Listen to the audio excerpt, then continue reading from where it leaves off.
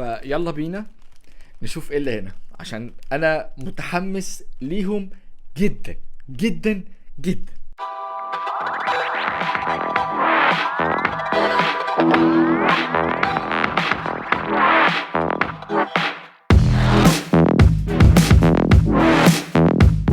طيب يا شباب، زي ما انتم شايفين كده في تو باكجز وصلوني.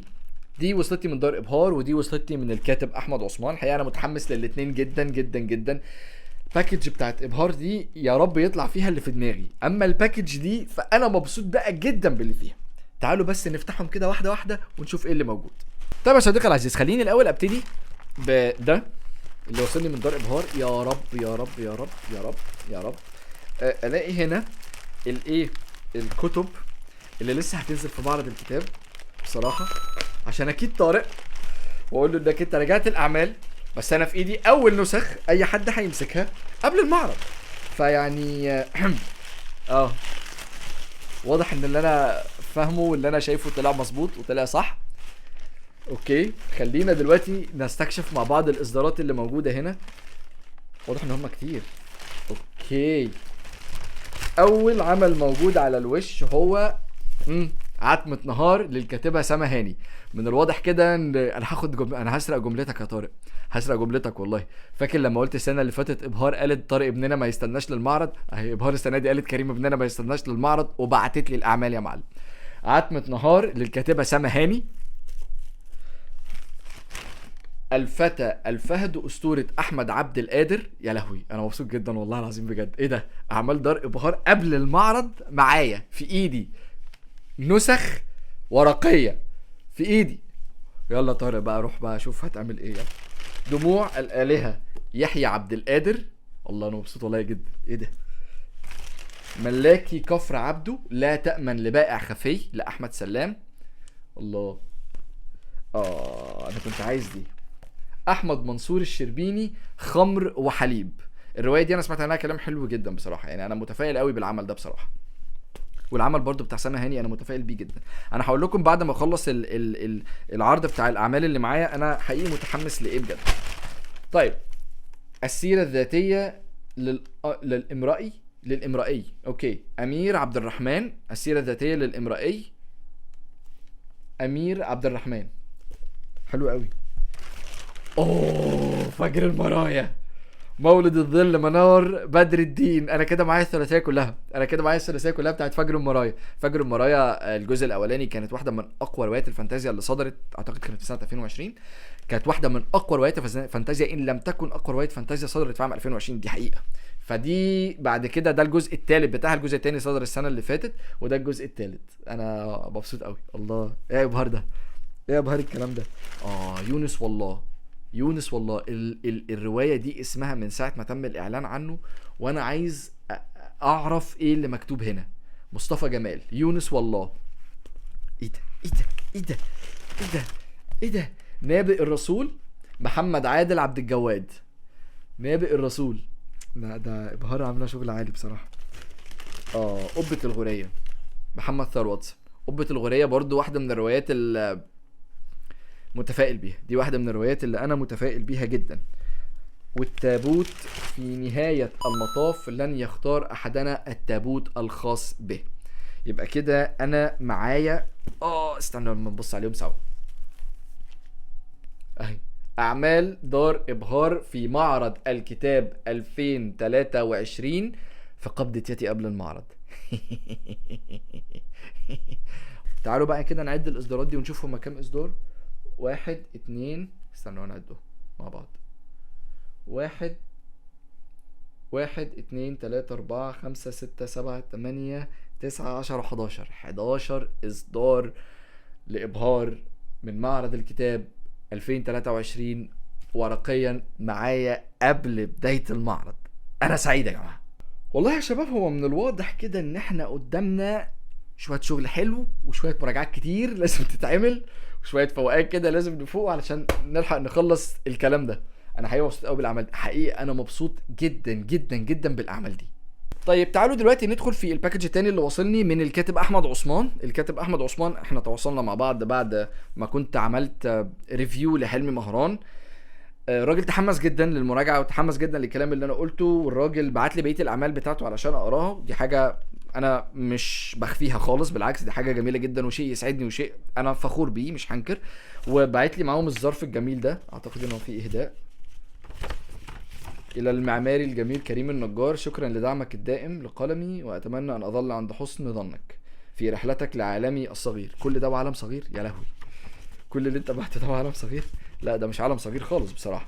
وانا سعيد جدا جدا جدا جدا جدا بقلم احمد عثمان، لان هو فعلا مختلف، دي حقيقه بامانه الله يعني. الخلطه اللي هو كان عاملها في سلسله حلمي مهران بالنسبه لي كانت واحده من اجمل الخلطات اللي كانت معموله في سلاسل. يعني مش كل السلاسل اللي بتصدر مؤخرا ناجحه، ومش كل السلاسل اللي بتصدر بتعرف تستمر في نجاحها، ولكن بصراحه سلسله حلمي مهران حلوه وجميله ومشوقه جدا. وغير كمان كل ده مقدمه حبكه جميل، مقدمه حبكه. لا انا حاسس ان حلمي مهران كشخصيه لا لسه يطلع منه اكتر من كده. خليني ابتدي باول عملين هنا، وهما القضيه الرابعه والقضيه الخامسه من سلسله حلمي مهران، اللي انا اوريدي كنت راجعت الاول 3 اعداد منهم. هو كان في عددين كمان صدروا، الرابع والخامس، والكاتب احمد عثمان بعت لي الجزئين التانيين اللي موجودين او اللي صدروا من السلسله علشان اقراهم. الراجل ما حبش ان انا استنى لحد ما اروح لمعرض الكتاب، فانا مبسوط فعلا جدا بالسلسله دي ومتفائل بيها جدا، خاصه انها فعلا سلسله حلوه وقويه، ودي حاجه انا مش هقدر انكرها على الاطلاق. ولو اي حد فيكم حتى فكر انه يقراه هيلاقي الموضوع ده وهيحسه وهيشوفه فعلا. طب خلينا بقى دلوقتي ندخل في الاعمال الروائيه اللي الكاتب كتبها، لان الكاتب بعت لي القديم بالجديد، وهوريكم في الاخر روايته اللي لسه هتنزل في معرض الكتاب. الكاتب بعت لي الروايه. طيب انا طبعا مش عارف ترتيب الروايات او ترتيب الصدور الروايات، فانا هستعرض. انا عارف بس روايتين او اعرف روايتين بالاسم، 31/10 والروايه الجديده اللي لسه هتصدر في معرض الكتاب، ودول انا هخليهم اخر 2 باستثناء كده. فانا هبتدي اعرض الروايات واحده بواحده زي ما اسحب بقى في ايدي بس كده. طيب الخائن، رواية الخائن أحمد عثمان الصادرة من دار إبداع. خلينا أقرأ الكلام اللي موجود في الخلف. الخائن كانت لوحتها الأهم في هذا المعرض، والتي كان نور يتباهى برسمها بريشته الجريئة، وفي تلك اللحظة تأكد من فحواها فلم تكن إلا انعكاسا لأفعاله، إذ فيها دون مشاعره المتناقضة من متعة تولدت من رحم الألم والمعاناة، احتياج مصحوب بنقص يذل الضمير الذي يكافح للاستيقاظ. دمعت عيناه وهو يرمق ما رسمت يداه الشاهدة على ما فعل، لقد صار خائنا محترقا. اوكي، واضح ان الرواية دي فيها شوية رومانسية. انا مش ضد الموضوع خالص، انا بحبه جدا بصراحة، يعني انا ما عنديش مشكلة فيه. وبعدين الغلاف هنا، البطل هنا بدل ما هو لابس جرافات لابس تعبان. ف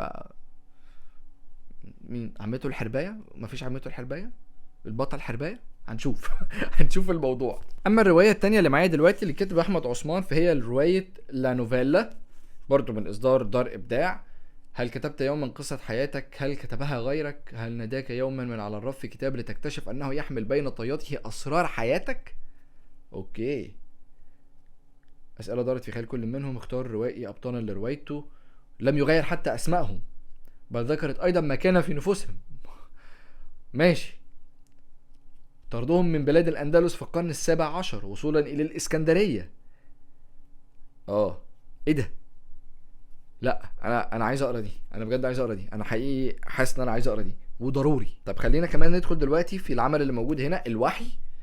أنا الحبيس، حبيس نفسي، حبيس شيطاني، بخاف منه جدا، عارف انه ذكي وعارف اني طيب، مش عارف مين فينا اللي هيعيش ومين اللي هيفضل حبيس، مستني الوحي ينزل عليه، الوحي اللي بيجي يا في صورة ملاك يا في وسواس شيطان زي القرين.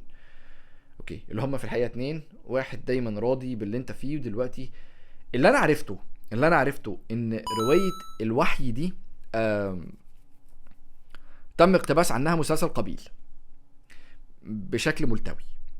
فانا اوريدي متحمس جدا ان اشوف انه لو ده النص الاصلي مثلا، او لو ده الاصلي، الفكره الاصليه اللي تم اقتباس منها مسلسل قبيل اللي كان حلو جدا وكان ناجح جدا.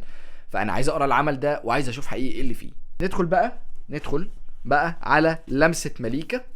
اقترب مني الساحر خافضا صوته، خوفا من ان تسمعه عفاريته، واخرج من جيبي ورقه وقلما كنت اجهل بوجودهما في حركه استعراضيه.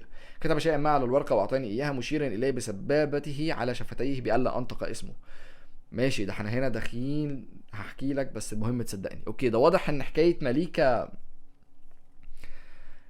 واضح ان حكايه مليكه فيها حاجات ليها علاقه بالباراسايكولوجي والسحر والحاجات دي. انا بحب الكلام ده اصلي بصراحه، فلا انا برضو متحمس جدا للمسه مليكه. طيب خلينا برضو دلوقتي نشوف القديس، روايه القديس. اوكي، انا معرفش اي حاجه عن العمل ده خالص، بس اللي اعرفه ان العمل ده برضو كان من الاعمال الكويسه للكاتب. انا الشهيد، ربي الله الواحد الاحد ونبي محمد وديني الاسلام.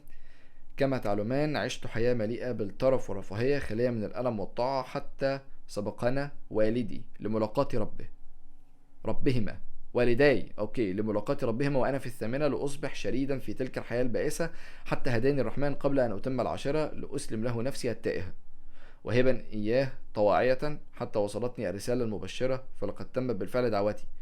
جاء أجلي وحلت ساعتي عندما قتلني هو ودنس قدسيتي، لأغادر جسدي بحثا عن حقيقتي، لأدرك من البرزخ نهايتي، مطلعا على سر كينونتي، سر الثالوث الأوحد، وعدوني بالجنة فلما أنا في الجحيم. ايه ده؟ أنا بحب الحاجات دي، الحاجات اللي تخليني أشغل دماغي دي، اللي بتسحلني دي، أنا بحب الحاجات دي. ايه ده؟ طيب تعالوا، لا هرجع لها. تعالوا ندخل في اخر عملين احنا اتكلمنا اللي انا قلت لكم عليهم، اللي انا عارف واحد منهم اللي هو 31/10. روايه 31/10 اللي كاتب احمد عثمان، دي الروايه اللي شهدت بدايه حلمي مهران. حلمي مهران بدأ من هنا، من صفحات هذه الروايه الضخمه، وبعد كده دخل في السلسله بتاعت سلسله حلمي مهران، او بعد كده اتعمل ليه سلسله حلمي مهران بمغامرات منفصله بتحقيقات منفصله. ف 31/10 واحده من الروايات اللي انا حقيقي متحمس لها جدا، لان بشكل عام حلمي مهران شخصيه قويه جدا، حقيقي شخصيه قويه. فانا استمتعت جدا بحلمي مهران في عدد صفحات صغير. طب انا هستمتع ازاي دلوقتي في حلمي مهران في العدد الكبير ده مثلا من الصفحات؟ اعتقد انها معديه 400 500 صفحه. دي كام صفحه؟ 502 صفحه 502 صفحه بالظبط. فانا عارف وحاسس ان انا هستمتع فعلا بالعمل ده. طيب بعد ما خلصنا العمل ده، تعالوا نروح للعمل الجديد اللي نازل للكاتب في معرض الكتاب 2023. اهلا وسهلا بيكم في كتاب وفي رواية السيناريو اكس من كتابة الكاتب احمد عثمان، العمل اللي هيصدر للكاتب في معرض الكتاب عام 2023. اعتقد ان دي اول نسخة تطلع من المطبعة في ايدي، شكرا يا احمد عثمان. انا حقيقي مبسوط جدا بالعمل ده، واعتقد ان انا مش هقدر استنى وهراجعه قريب. حقيقي انا مبسوط جدا بالعمل. قلم احمد عثمان زي ما قلت قلم قوي، حلو فعلا، حلو وفعلا قوي، وفعلا من الاقلام عارفه هي بتكتب ايه، او هي عارفه هي مقرره تكتب ايه، ومقرره تمشي فعلا الاعمال بتاعتها ازاي، او مقرره انها مخططه للروايه ازاي. ودي حاجه انا بحبها جدا وبحترمها جدا في اي كاتب. الحقيقه ان انا سعيد جدا بكل الكتب اللي جات لي، سواء كانت من الكاتب احمد عثمان او من دار ابهار، ومبسوط جدا ان انا معايا اعمال اصلا لسه ما نزلتش في معرض الكتاب، او لسه هتشوفوها لاول مره في معرض الكتاب. مبسوط انها معايا من دلوقتي. ان شاء الله باذن الله انا هحاول ان انا اراجع كم كبير من الاعمال دي في الفتره اللي جايه. وبس كده، انا مبسوط جدا بقائمه الكتب اللي معايا والتو باكجز اللي جولي دول. انا مبسوط وسعيد بيهم جدا جدا جدا جدا جدا. انا بكرر كلمه جدا دي كتير، وهستمتع بيهم، واكيد انتوا كمان هتستمتعوا بيهم. واول ان شاء الله باذن الله ما اقراهم اكيد هعمل لكم ريفيوز عن كل الكتب اللي موجوده معايا دي، واكيد ان انا مش هسيب كتاب منهم غير لما اقراه ان شاء الله باذن الله واتكلم عنه. وبس كده يا صديقي، شكرا ليك، واشوفك في الفيديو اللي جاي. السلام عليكم.